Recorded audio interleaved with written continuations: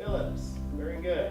The power of reconnecting in person is something I think we are still underestimating its impact to lift the spirits of kids and frankly of the adults that serve them. Give us a little, insight into what the first 100 days goals are, what the school is going to look like. Well, the first 100 days, we're really about focusing on deepening relationships with kids and assessing where they are in terms of their social emotional state. Not just the impact of COVID, but even the economic impacts.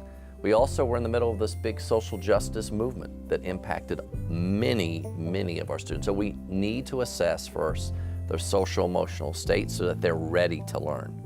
The second thing is assessing their academics. We are going to be doing assessments, gentle assessments, but assessments nevertheless, formative assessments where we can use the information so the teacher can guide the curriculum for the year based on what they have in front of them in terms of the students' knowledge. And are there some things from the year before, and this is what some parents are concerned about, is my kid on grade level? Are they on pace?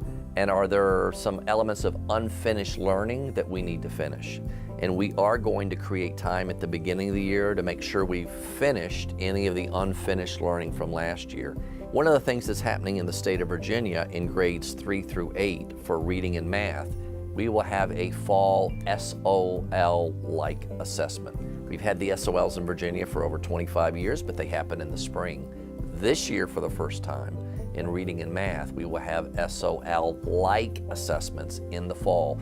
And then we'll really be able to look at student growth from the fall of this school year into the spring. And I think that's a much better way to measure how schools are doing and how students are doing than just one point in time. I think one of the things going back to school, especially for the younger ones, is that anxiety. Absolutely. One of the things we're doing in every elementary school this fall, every elementary school will have a morning meeting, which is a check-in between the teacher and kids, and a way to check in your feelings. That's something we've done over the years at many schools. Now it's a mandate at all schools.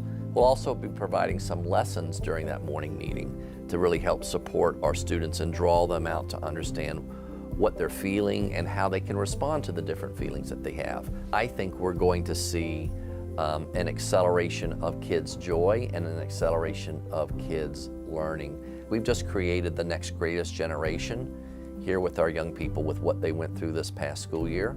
World War II changed a whole generation of young people, and they became the greatest generation. I think that's the same thing that's happened to our students, and they're going to be the next greatest generation.